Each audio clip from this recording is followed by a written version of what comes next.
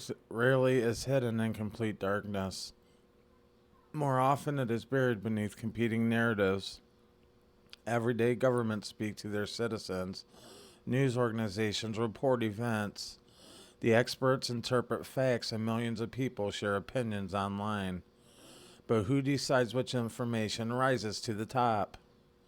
When does public communication become persuasion?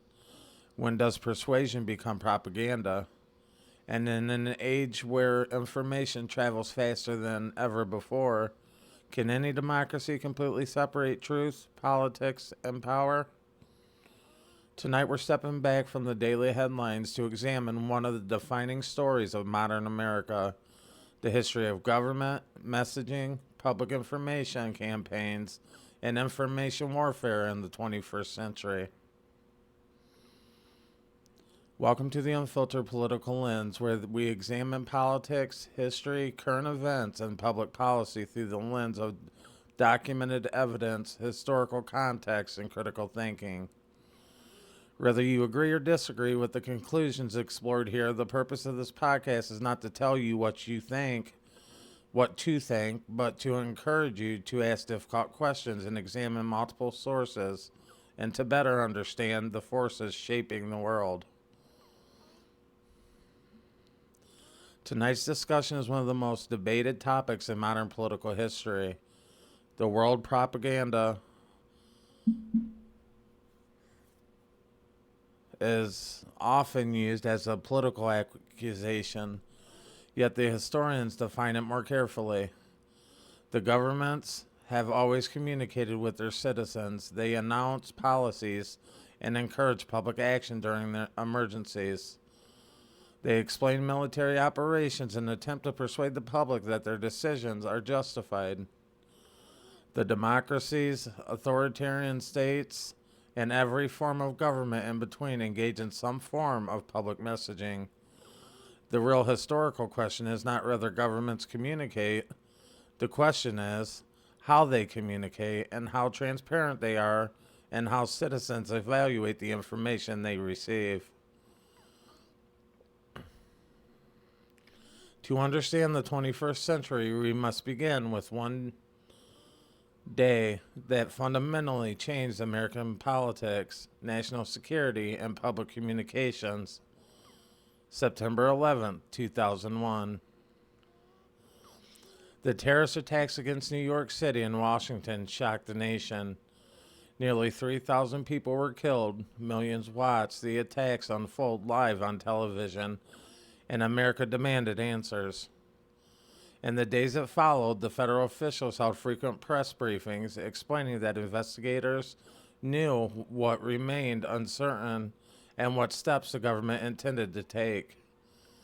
Now, during national emergencies, the government communication serves legitimate purposes. People need accurate information, emergency instructions, and reassurances during periods of uncertainty.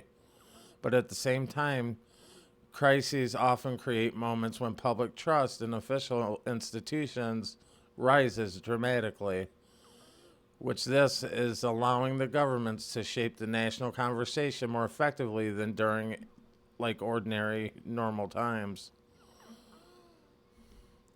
Only weeks after the attacks, Congress passed the U.S. Patriot Act, significantly expanding the surveillance authorities available to law enforcement and intelligence agencies. Many Americans supported the legislation, believing extraordinary threats required extraordinary measures.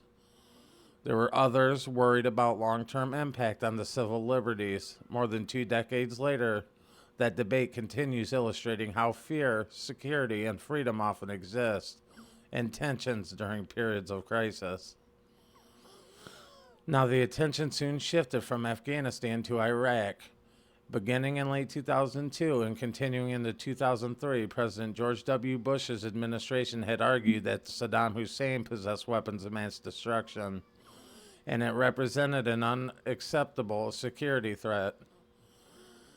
The Secretary of State, Colin Powell, presented intelligence before the United Nations Security Council describing suspected chemicals and biological weapons programs. All these presentations played a major role in building public support for the military intervention. History, however, became far more complicated.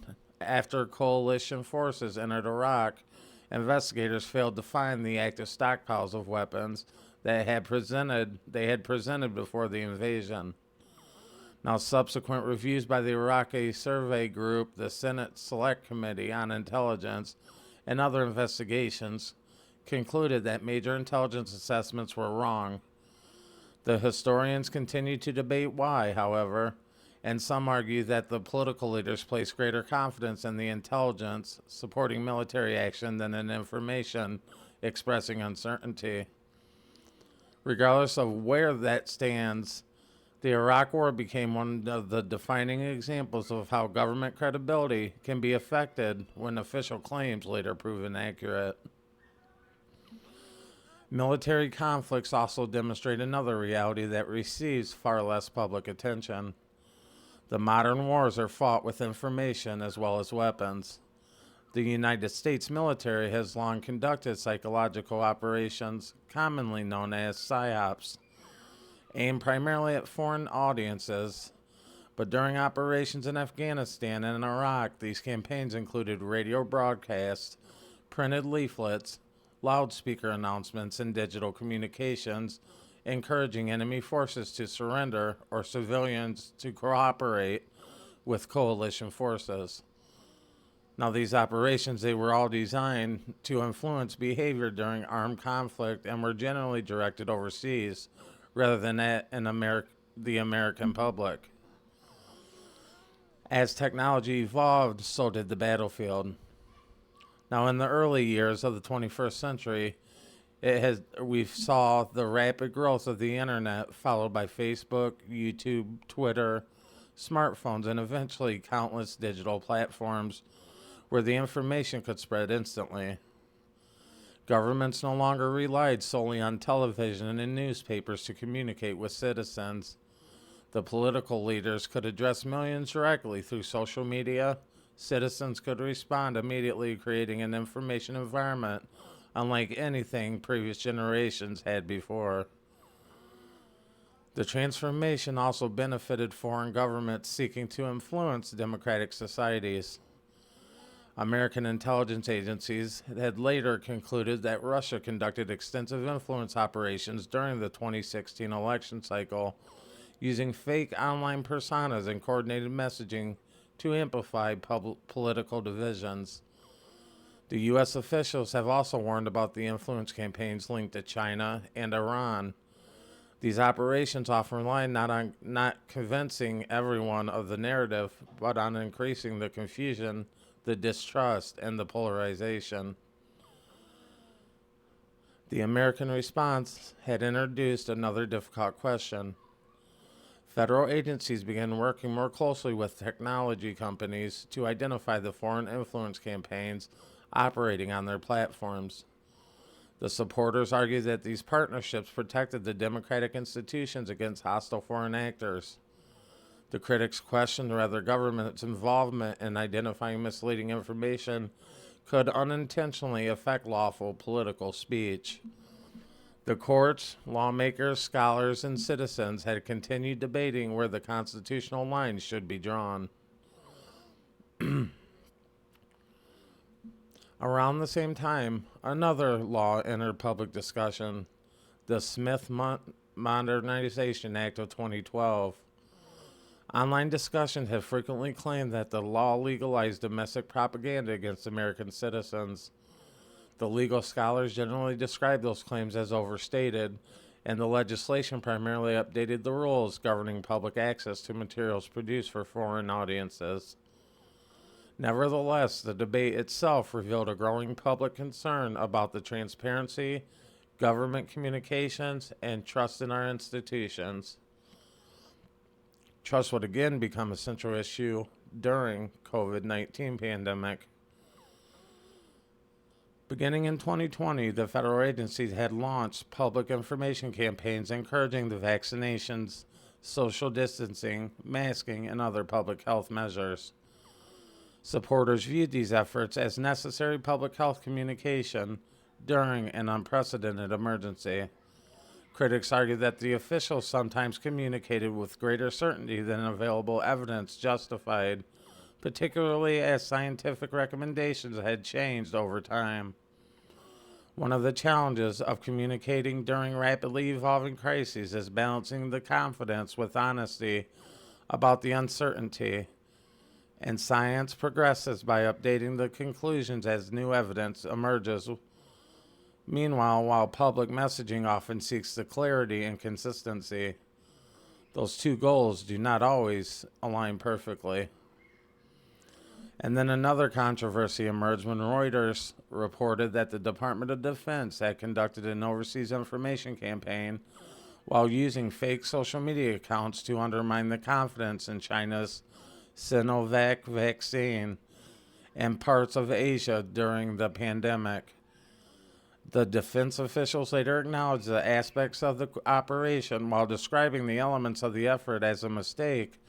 Importantly, the reported campaign targeted the foreign audiences rather than the American public, illustrating once again how information operations increasingly cross international digital networks. Now, stepping back from these individual events reveals a broader historical pattern. Governments communicate to persuade news organizations, compete to inform political campaigns, and they seek to convince. The advocacy groups promote causes, corporations market products, foreign governments attempt to influence public opinion abroad. Citizens themselves now produce the enormous volumes of information every day through social media, podcasts, live streams, and independent journalism. This information environment has become decentralized in ways few people could have imagined at the beginning of the century, and that creates both opportunity and responsibility.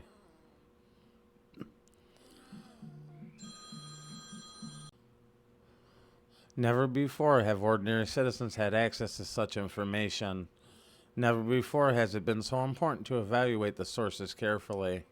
The primary documents, official reports, peer-reviewed research, investigative journalism, and multiple perspectives and historical context all help distinguish the evidence from speculation. No single institution possesses a monopoly on the truth, and the healthy democracies depend upon independent voices willing to examine official narratives critically while also holding themselves accountable to evidence. Perhaps that is the greatest lesson of the information war. The challenge is not simply identifying the propaganda in obvious forms. It is recognizing that information exists along a spectrum ranging from objective reporting to advocacy, public relations, political messaging, strategic communications, and in some cases, deliberate deception. Citizens who understand that spectrum are better equipped to navigate an increasingly complex world. As artificial intelligence, deepfakes, synthetic media, and algorithm-driven recommendation systems continue reshaping public discourse, the importance of media literacy will only grow. The technology will change. The platforms will evolve, but the central question will remain remarkably familiar. How do free societies preserve open debate while resisting manipulation from both domestic and foreign sources? History does not provide all the simple answers. It does, however, remind us that transparency and accountability, independent institutions, and informed citizens remain essential to democratic government. The public's trust cannot be demanded, it must be earned. Likewise, the skepticism should not become cynicism. Democracies function best when the citizens ask difficult questions and examine competing evidence and remain willing to revise their own conclusions when credible new information has emerged. I want to thank you for joining me for this episode of the Unfiltered Political Lens.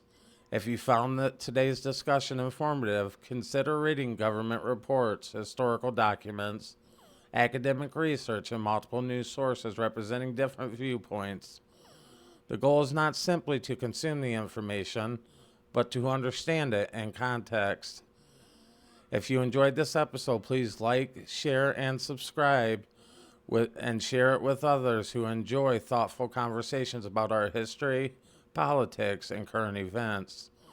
Your support helps the channel continue exploring complex issues with seriousness, curiosity, and respect for evidence. And until next time, I want to thank you for listening. Keep asking questions, keep seeking the facts, and as always, thanks for tuning in to the Unfiltered Political Lens. Peace.